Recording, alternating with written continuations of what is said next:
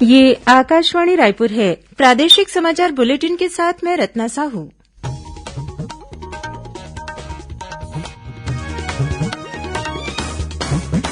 और अब पेश है आज के मुख्य समाचार। रायपुर सहित प्रदेश के 5 जिलों में लॉकडाउन की अवधि बढ़ाई गई। दंतेवाड़ा में कल तो नारायणपुर में परसों से लगेगा लॉकडाउन।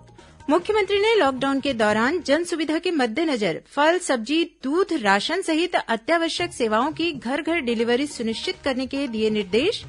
कोरोना के बढ़ते संक्रमण के मद्देनजर राज्यपाल ने प्रदेशवासियों से सजगता और सतर्कता बरतने की अपील की और निजी अस्पतालों के 70% बिस्तरों में कोविड मरीजों के लिए ऑक्सीजन की उपलब्धता सुनिश्चित कराई जाएगी।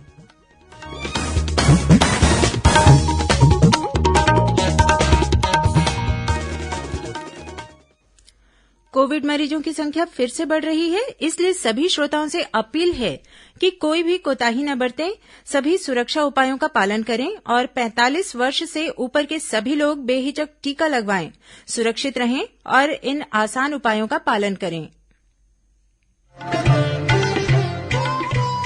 कोविड-19 से बचाव और सुरक्षित रहने के 3 उपाय। मास्क लगाएं, 2 गज दूरी है जरूरी, सुरक्षित दूरी रखें, हाथ और मुंह साफ रखें।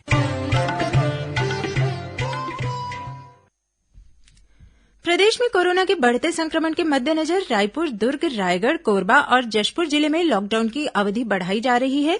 रायपुर जिले में लॉकडाउन की समय सीमा 26 अप्रैल तक बढ़ा दी गई है। इस दौरान जन सुविधा के लिए कुछ रियायतें भी दी गई है। स्ट्रीट वेंडर ठेलों में फल, सब्जियां, राशन, चावल, दाल, आटा, खाद्य तेल, नमक और दूध घर घर जाकर बेच सकेंगे। यह छूट सुबह 6 बजे से दोपहर 2 बजे तक रहेगी। रायपुर जिले में बीते 9 अप्रैल से लॉकडाउन प्रभावशील है। वहीं पशु चारा दुकानों को सुबह 6 से 8 बजे तथा शाम 5 से 6:30 बजे तक खोलने की अनुमति दी गई है। वहीं दुर्ग जिले में भी लॉकडाउन की समय सीमा 26 अप्रैल तक बढ़ाने का निर्णय लिया गया है। इधर रायगढ़ और कोरबा जिले में भी लॉकडाउन की अवधि 27 अप्रैल तक तथा जशपुर जिले में 26 अप्रैल तक बढ़ाने का निर्णय जिला प्रशासन द्वारा लिया गया है। रायगढ़ जिले में लॉकडाउन के दौरान सुबह 7 बजे से दोपहर 1 बजे तक स्ट्रीट वेंडर ठेलों में फल, सब्जियां बेच सकेंगे। उधर नारायणपुर जिले में 19 अप्रैल की सुबह 6 बजे से 26 अप्रैल की रात 12 बजे तक लॉकडाउन लगाया जाएगा। वहीं दंतेवाड़ा जिले में कल 18 अप्रैल से लॉकडाउन लगेगा। इस दौरान जिले की सभी सीमाएं सील रहेंगी। अब तक प्रदेश के 28 में से 22 जिलों में लॉकडाउन लगाने का आदेश जारी हो चुका है। मुख्यमंत्री भूपेश बघेल ने कोरोना संक्रमण की वर्तमान स्थिति को देखते हुए विभिन्न जिलों में जारी लॉकडाउन की अवधि में जन सुविधा के मद्देनजर कलेक्टरों को अत्यावश्यक सेवाओं सहित फल, सब्जी, दूध और रसोई गैस की डोर टू डोर डिलीवरी की अनुमति देने को कहा है। साथ ही पेट्रोल पंप, दवाई दुकान, रसोई गैस एजेंसी और अस्पताल तथा पशु आहार दुकान को खोलने की अनुमति प्रदान करने के निर्देश भी दिए गए हैं। श्री बघेल ने कहा है कि सब्जी और फल की खेती करने वाले किसानों को कॉलोनियों तथा मोहल्लों में डोर टू डोर फल, सब्जी बेचने की अनुमति दी जाएगी। लॉकडाउन की अवधि में कोई भी फल और सब्जी की दुकान नहीं खुलेगी। किसानों से सीधे सब्जी, भाजी और फल खरीदकर स्ट्रीट वेंडर उन्हें कॉलोनियों और गली मोहल्लों में घर घर जाकर बेच सकेंगे। लॉकडाउन अवधि में बैंकों में सिर्फ बैंकिंग सेवा से संबंधित कार्य ही किए जाएंगे और यहां पब्लिक डीलिंग की अनुमति नहीं होगी। एटीएम को 24 घंटे चालू रखने के लिए बैंक से राशि निकालकर एटीएम में फीड की जा सकेगी। मुख्यमंत्री ने सार्वजनिक वितरण प्रणाली के तहत राशन दुकानों को खोलने और उपभोक्ताओं को टोकन आधार पर खाद्यान्न का वितरण सुनिश्चित करने कहा है। प्रतिदिन अधिकतम 50 से 80 उपभोक्ताओं को टोकन के आधार पर राशन उपलब्ध कराया जाएगा। भारत ने अब तक 12 करोड़ से भी ज्यादा कोविड के टीके लगाकर विश्व में एक रिकॉर्ड स्थापित किया है। केंद्रीय स्वास्थ्य मंत्रालय ने बताया है कि पिछले 24 घंटों में 30,04,000 से अधिक लोगों को कोविड टीके लगाए गए। इधर छत्तीसगढ़ में भी कोरोना टीकाकरण अभियान जोर शोर से जारी है। कल प्रदेश में 71,593 लोगों को कोरोना का टीका लगाया गया। इस बीच केंद्र सरकार ने कहा है कि नए संक्रमित लोगों में से 79% केवल 10 राज्यों से है। ये राज्य हैं छत्तीसगढ़, महाराष्ट्र, उत्तर प्रदेश, दिल्ली, कर्नाटक, मध्य प्रदेश, केरल, गुजरात, तमिलनाडु और राजस्थान। वहीं देश में 65% कोविड मरीज केवल 5 राज्यों महाराष्ट्र, छत्तीसगढ़, उत्तर प्रदेश, कर्नाटक और केरल में हैं। छत्तीसगढ़ में कोरोना संक्रमित मरीजों की कुल संख्या 5,16,000 से अधिक हो गई है। कल प्रदेश में कोरोना संक्रमण के करीब 15,000 नए मरीजों की पहचान की गई है। वर्तमान में राज्य में सक्रिय मामलों की संख्या 1,24,000 से अधिक है। इस बीच कल प्रदेश में कोरोना संक्रमण से 138 लोगों की मौत हो गई। वहीं प्रदेश में कोरोना महामारी से बचाव के लिए कोरोना जांच की संख्या बढ़ाने पर जोर दिया जा रहा है। प्रतिदिन 53,000 से अधिक लोगों की कोरोना जांच की जा रही है। रायपुर जिले में होम आइसोलेशन में इलाज और मॉनिटरिंग के दौरान मरीजों और उनके परिजनों को होम आइसोलेशन संबंधी प्रोटोकॉल का कड़ाई से पालन करने कहा गया है। प्रदेश में कोरोना संक्रमण की गंभीर स्थिति को देखते हुए जिलों में स्थापित डेडिकेटेड अस्पताल और कोविड केयर सेंटरों में मानव संसाधन की उपलब्धता के लिए सेवानिवृत्त चिकित्सकों सहित निजी चिकित्सकों, नर्स और पैरामेडिकल स्टाफ की संविदा भर्ती की जाएगी। यह संविदा भर्ती 3 माह या अधिकतम कोरोना संक्रमण की अवधि तक के लिए होगी।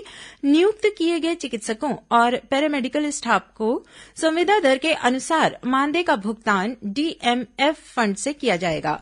वहीं छत्तीसगढ़ सरकार ने केंद्र से 285 वेंटिलेटर जल्द से जल्द उपलब्ध कराने की मांग की है।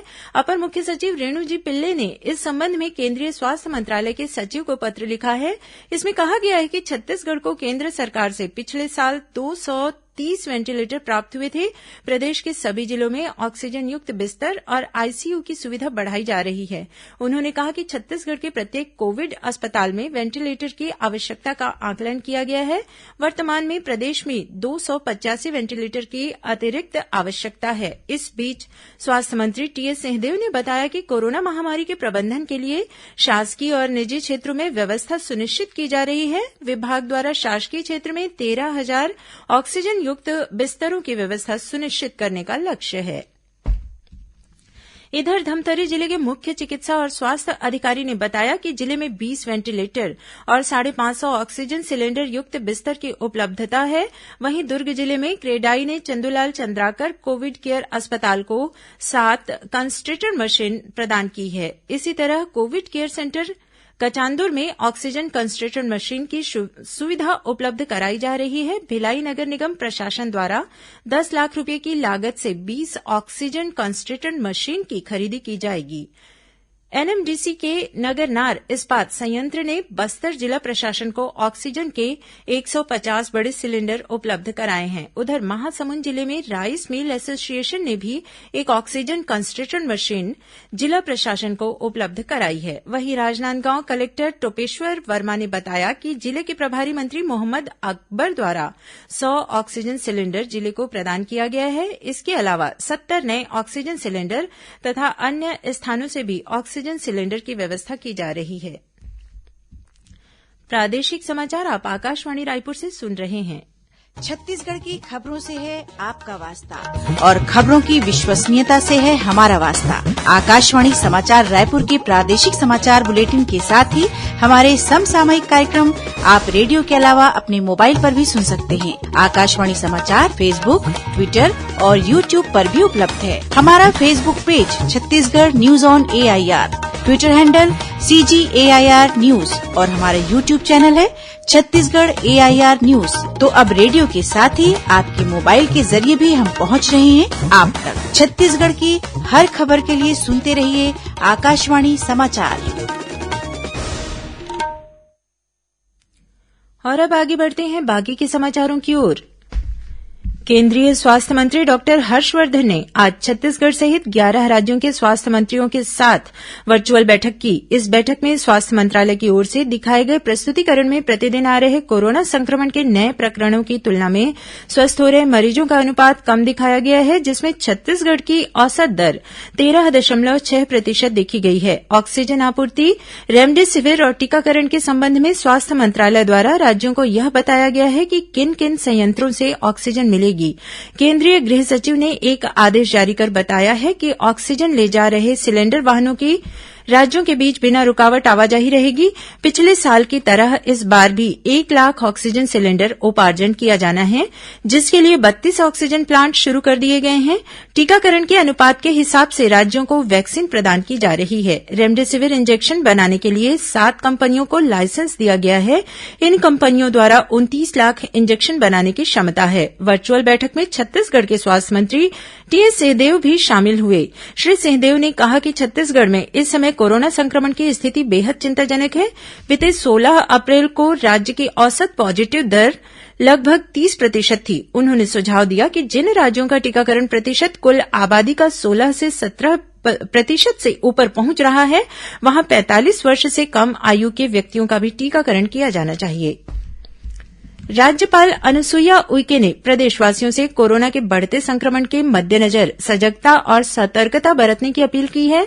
उन्होंने कहा है कि कोरोना संक्रमण से बचाव के लिए शासन के दिशा निर्देशों का पालन करें और विशेष सावधानी बरतें। सभी पात्र लोग कोरोना वैक्सीन अवश्य लगवाएं और वैक्सीन लगवाने के बाद भी कोरोना से बचाव संबंधी दिशा निर्देशों का पालन करें।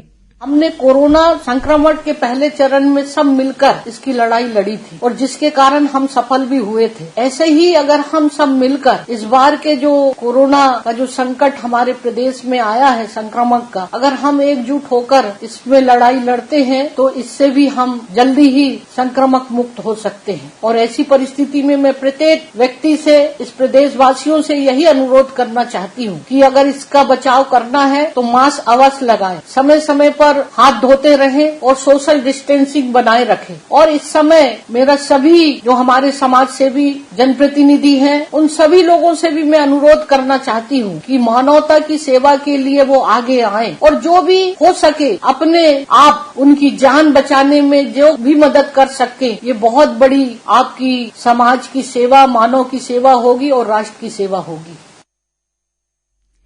प्रदेश में कोरोना संक्रमित मरीजों की सुविधा के लिए निजी अस्पतालों में कुल संचालित बिस्तरों में से 70% बिस्तरों में ऑक्सीजन की 24 घंटे उपलब्धता सुनिश्चित करने के निर्देश दिए गए हैं। स्वास्थ्य विभाग ने इस संबंध में निर्देश जारी किए हैं। इसमें कहा गया है कि कोरोना मरीजों के उपचार के लिए चिन्हांकित निजी अस्पतालों के कुल संचालित बिस्तरों में से 70% बिस्तरों में ऑक्सीजन की उपलब्धता सुनिश्चित की जाए। प्रदेश के स्वास्थ्य मंत्री टीएस सिंहदेव ने एक ट्वीट में बताया है कि स्वास्थ्य विभाग ने 90,000 रेमडेसिविर इंजेक्शन आपूर्ति का ऑर्डर दिया है। इसमें से 2,000 इंजेक्शन 2 दिनों के भीतर और 28,000 इंजेक्शन 1 हफ्ते के भीतर प्रदेश को मिल जाएंगे। इसके बाद हर हफ्ते 30,000 इंजेक्शन राज्य को प्राप्त होंगे। वहीं नेता प्रतिपक्ष धरमलाल कौशिक ने आरोप लगाया है कि प्रदेश में रेमडेसिविर इंजेक्शन की कालाबाजारी हो रही है, जिसे रोकने की जरूरत है। राज्य सरकार द्वारा रेमडेसिविर इंजेक्शन की उपलब्धता के बारे में प्रदेशवासियों को सही जानकारी दी जानी चाहिए। इधर रायपुर जिले में पुलिस ने रेमडेसिविर इंजेक्शन की कालाबाजारी करते 2 आरोपियों को गिरफ्तार किया है। वहीं दुर्ग जिले में भी खाद्य और औषधि प्रशासन विभाग की टीम ने रेमडेसिविर इंजेक्शन की कालाबाजारी करने के मामले में 2 आरोपियों को गिरफ्तार कर उनके पास से 4 रेमडेसिविर इंजेक्शन जब्त किया है। इस बीच रायपुर स्थित डॉक्टर भीमराव अंबेडकर स्मृति चिकित्सालय के क्रिटिकल केयर विशेषज्ञ डॉक्टर ओपी सुंदरानी ने कहा है कि हर कोविड पॉजिटिव मरीज को रेमडेसिविर इंजेक्शन की आवश्यकता नहीं होती है। इससे केवल कम गंभीर और अधिक गंभीर कोविड मरीजों को लाभ हो सकता है। उन्होंने लोगों से अपील की है कि वे रेमडेसिविर इंजेक्शन को लेकर घबराहट न फैलाएं और कोविड प्रोटोकॉल के अनुसार ही इसका उपयोग करें। कोरोना संक्रमण की रोकथाम के लिए मुख्यमंत्री सहायता कोष के अंतर्गत जीवनदीप समिति के माध्यम से दी गई राशि का उपयोग अब जिला कलेक्टर अपने स्वविवेक से कर सकेंगे। मुख्यमंत्री भूपेश बघेल के निर्देश पर मुख्यमंत्री सचिवालय ने इस संबंध में सभी कलेक्टरों को पत्र भेजकर दिशा निर्देश दिए हैं। इसमें कहा गया है कि कोरोना संक्रमण की रोकथाम के लिए ग्रामीण क्षेत्रों में स्वास्थ्य विभाग के अंतर्गत शासकीय अधोसंरचनाओं को विकसित करने के लिए जीवनदीप समितियों के जरिए मुख्यमंत्री सहायता कोष से आवंटित राशि के उपयोग की अनुमति दी गई है। वहीं लोक स्वास्थ्य यांत्रिकी मंत्री और दुर्ग जिले के प्रभारी मंत्री गुरु रुद्र कुमार ने अहिवारा विधानसभा के कोरोना पीड़ितों को बेहतर इलाज की सुविधा उपलब्ध कराने के लिए विधायक निधि से 30 लाख रूपये खर्च करने की स्वीकृति प्रदान की है। कोरोना संक्रमण के बढ़ते मामलों को देखते हुए Indian certificate of secondary education ICSE board ने इस वर्ष 10वीं और 12वीं कक्षा की परीक्षाएं स्थगित कर दी हैं। बोर्ड ने सूचित किया है कि परीक्षा की नई तारीखें पर अंतिम निर्णय जून के प्रथम सप्ताह तक लिया जाएगा। 10वीं के परीक्षार्थियों को यह छूट होगी कि वे बाद में परीक्षा दें या परीक्षा न देने का विकल्प चुनें। इससे पहले केंद्रीय माध्यमिक शिक्षा बोर्ड सीबीएसई ने भी इस वर्ष होने वाली 10वीं की परीक्षा रद्द कर दी थी, जबकि बोर्ड की 12वीं की परीक्षा स्थगित की गई है। भारतीय रेल ने रेलगाड़ियों में और स्टेशनों पर मास्क नहीं पहनने वालों पर 500 रूपये का जुर्माना लगाने का फैसला किया है। मंत्रालय ने देश में कोरोना के बढ़ते प्रकोप को देखते हुए यह कदम उठाया है। रेल मंत्रालय ने सभी रेल जोन के महाप्रबंधकों को इस संबंध में पत्र लिखा है। मंत्रालय ने कहा है कि केंद्र द्वारा जारी दिशा निर्देशों के अनुरूप यह निर्णय लिया गया है। यह आदेश तत्काल प्रभाव से लागू हो गया है और अगले 6 महीने तक लागू करेगा।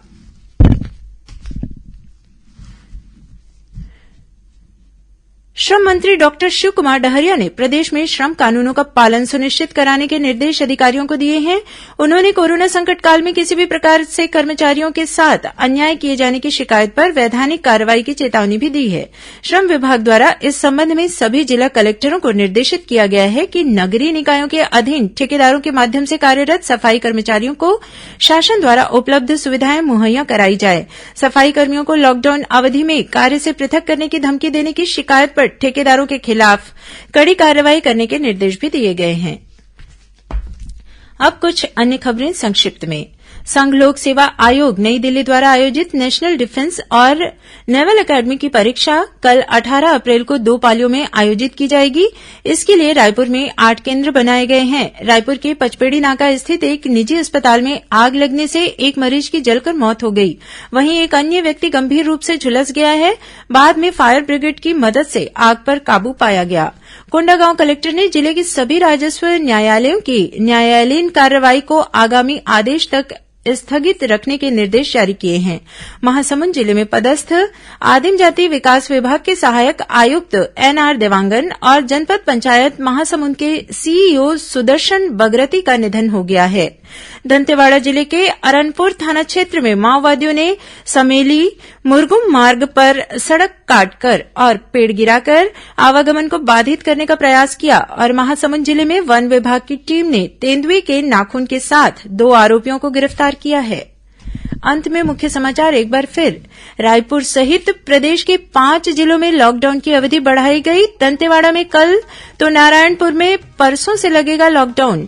मुख्यमंत्री ने लॉकडाउन के दौरान जन सुविधा के मद्देनजर फल, सब्जी, दूध, राशन सहित अत्यावश्यक सेवाओं की घर घर डिलीवरी सुनिश्चित करने के दिए निर्देश।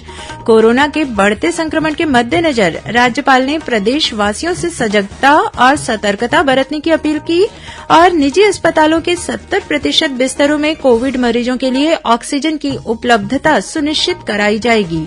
इसी के साथ प्रादेशिक समाचार बुलेटिन समाप्त हुआ। नमस्कार।